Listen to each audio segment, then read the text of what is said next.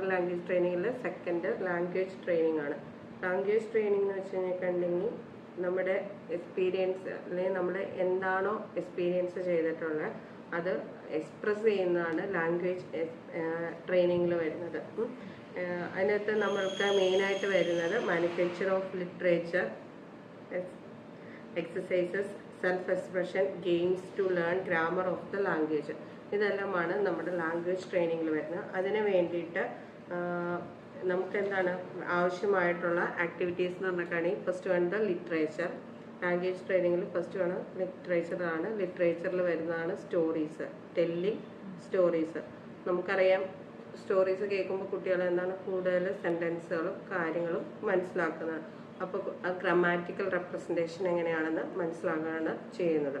ഇപ്പം is was, this is a boy. അതുപോലെ തന്നെ വേറെ അതിൻ്റെ പാസ്റ്റ് പ്രസൻറ്റ് എങ്ങനെയാണെന്നുള്ളത് നമുക്ക് ഈസ് വാസ് ആ കാര്യങ്ങൾ യൂസ് ചെയ്യുന്നത് എങ്ങനെയാണ് നമുക്ക് ഒരു സ്റ്റോറി കൂടുതൽ റീഡ് ചെയ്യുമ്പോഴും അല്ലെങ്കിൽ സ്റ്റോറി കേൾക്കുമ്പോഴും മനസ്സിലാവുന്നതായിരിക്കും.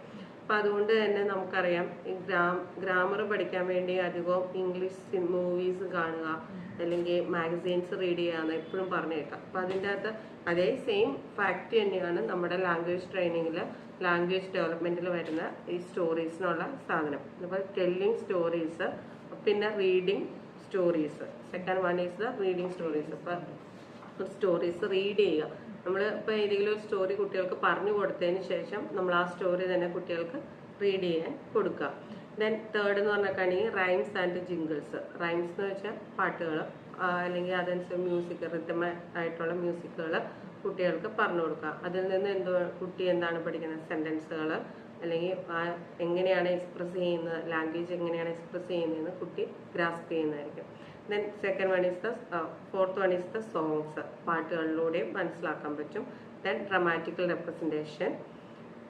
Then book corner. Book corner എന്ന് പറഞ്ഞിട്ടുണ്ടെങ്കിൽ ലൈബ്രറിയാണ്.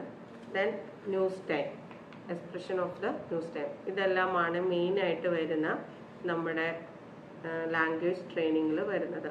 അപ്പോൾ ലാംഗ്വേജ് ട്രെയിനിങ്ങിൽ നമുക്കറിയാം സ്റ്റോറീസ്. ഇപ്പോൾ എന്തിനു വേണ്ടിയിട്ടാണ് ലാംഗ്വേജ് ട്രെയിനിങ്, അല്ലെങ്കിൽ നിങ്ങളോട് വൈവയ്ക്ക് ചോദിക്കുന്ന ഒരു ക്വസ്റ്റ്യൻ ആണ്, നിങ്ങൾ എന്തിനു വേണ്ടിയിട്ടാണ് സ്റ്റോറി പഠിപ്പിക്കുന്നത്, എന്തിനു വേണ്ടിയിട്ടാണ് റൈം പഠിപ്പിക്കുന്നത് എന്നൊക്കെ എപ്പോഴും നമുക്ക് വൈവയ്ക്ക് തന്നെ ഒരു ക്വസ്റ്റ്യൻ ആണ്. എന്തിനു വേണ്ടിയിട്ടാണ് കുട്ടികളുടെ ലാംഗ്വേജ് എക്സ്പ്രഷനിൽ ലാംഗ്വേജ് ഡെവലപ്മെൻറ്റിന് ലിറ്ററേച്ചർ വരുന്നത് എന്തിലൂടെയാണ്, ഈ ഒരു സ്റ്റോറി ടെല്ലിങ്ങിലൂടെയാണ്. Okay, story telling, story book റീഡിങ്ങിലൂടെ ഒക്കെയാണ് നമുക്ക് എന്താണ് നമ്മൾ പഠിച്ചിരിക്കുന്ന വൊക്കാബുലറി എങ്ങനെയായിട്ടാണ് യൂസ് ചെയ്യുന്നത്. ഫസ്റ്റ് നമ്മൾ കണ്ടു വൊക്കാബുലറി ബിൽഡിങ്, എങ്ങനെയൊക്കെ നമുക്ക് ഈ വൊക്കാബുലറി ഒക്കെ എങ്ങനെ യൂസ് ചെയ്യാം, അല്ലെങ്കിൽ സ്ട്രക്ചറിൽ എങ്ങനെ യൂസ് ചെയ്യാം, ഗ്രാമാറ്റിക്കലി എങ്ങനെ അത് കറക്റ്റ് ആക്കാം എന്ന് നമുക്ക് മനസ്സിലാക്കണമെങ്കിൽ എന്താണ് നമുക്ക് സ്റ്റോറി.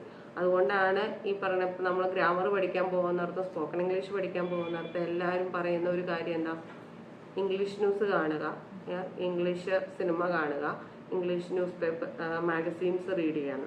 ഇതൊക്കെ മെയിൻ എയിം എന്ന് പറഞ്ഞിട്ടുണ്ടെങ്കിൽ ഗ്രാമാറ്റിക്കൽ റെപ്രസെൻറ്റേഷൻ ലാംഗ്വേജ് എക്സ്പ്രഷൻ. ഇനി റിട്ടൺ ലാംഗ്വേജ്.